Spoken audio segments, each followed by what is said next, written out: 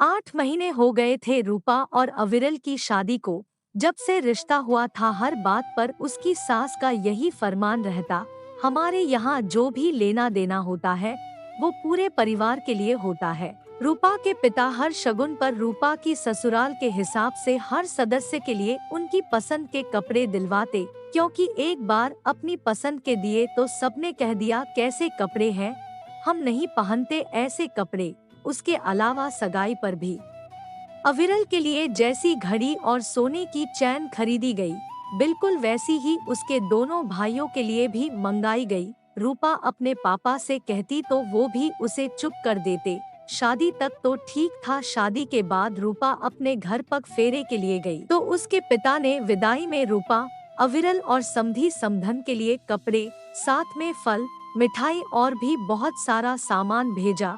रूपा को आते ही सुनना पड़ा घर में सबके कपड़े होने चाहिए थे। रूपा ने कहा पापा ने सबके लिए रुपए भेजे हैं और सबके शगुन के लिफाफे उनके हाथ पर रख दिए। 1000 रुपए में कौन से कपड़े आते हैं मम्मी जी, पापा ने अपनी हैसियत से दिया है। शादी के बाद पहला त्योहार वट सावित्री का आया तो रूपा के पिता ने रूपा, अविरल और समधी समधन के लिए कपड़े भेजे। उसके अलावा फल, मिठाई और भी बहुत सारा सामान भेजा, लेकिन सासू माँ ने इतने पर भी मुंह बना लिया कि रूपा के दोनों जेठ जेठानियों और उनके बच्चों के कपड़े नहीं भेजे। रूपा के पिता ने कहा बहन जी, हर छोटे बड़े त्योहार पर सबके कपड़े देना मुश्किल है और हर बार सोने की चीज देना भी मुनासिब नहीं।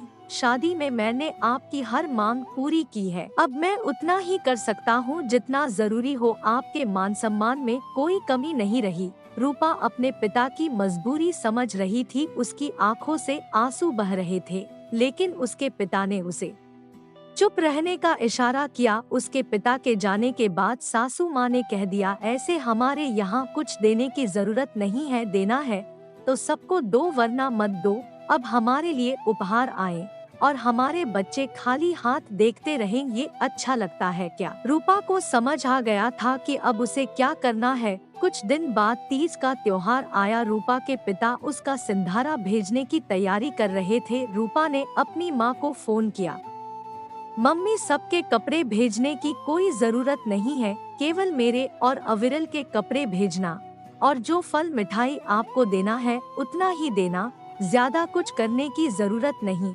लेकिन बेटा, नहीं मम्मी, अब तक आप लोगों ने अपने मन का किया, अब मैं पापा का और ज्यादा अपमान सहन नहीं कर सकती। सासू माँ ने जब सिंधारे का सामान देखा तो केवल अविरल और रूपा के कपड़े देखकर भड़क गई। बहू, ये सब क्या है? हमारी इतनी बेइज्जती, अब से तुम्हारे मायके वालों से कोई संबंध नहीं रखा जाएगा और तुम दोनों भी ये कपड़े नहीं पहनोगे। मम्मी जी, इतना गुस्सा होने की जरूरत नहीं है, आपने ही पिछली बार कहा था कि अगर सबके कपड़े नहीं दे सकते तो हमारे भी ना दे, हम नहीं पहनेंगे। इसलिए मैंने मम्मी को फोन करके मना कर दिया था कि आपके लिए भी कपड़े ना भेजे। और रही मेरे मायके से संबंध की बात, तो मैं अपने मायके से संबंध नहीं तोड़ सकती। अगर आपको उनसे मतलब नहीं रखना तो मत रखें, लेकिन फिर मेरा भी इस घर से मतलब खत्म हो जाएगा और मैं और अविरल मम्मी पापा के दिए कपड़े क्यों ना पहने। उन्होंने अपना आशीर्वाद शगुन के तौर पर भेजा है। मम्मी जी, मायके से शगुन आया यही बहुत है, उसमें कमी ना निकाले तो ही अच्छा है। रूपा की बात सुनकर सासू माँ से आगे कुछ बोलते ना बना। अब तो दोनों जेठानियों ने भी कह दिया कि वो भी अपने मायके से केवल शगुन मंगाएंगी। मायके से शगुन आया यही बहुत है, ज्यादा दिखावा करने का भी कोई फायदा नहीं है। सासू माँ सोच रही थी, वो अपनी सारी बहुओं पर लगाम रखने की सोच रही थी, लेकिन ये तो कहानी में ट्विस्ट आ गया और मेरी सारी प्लानिंग पर पानी फिर गया। दोनों बहुएं भी हाथ से निकल गई।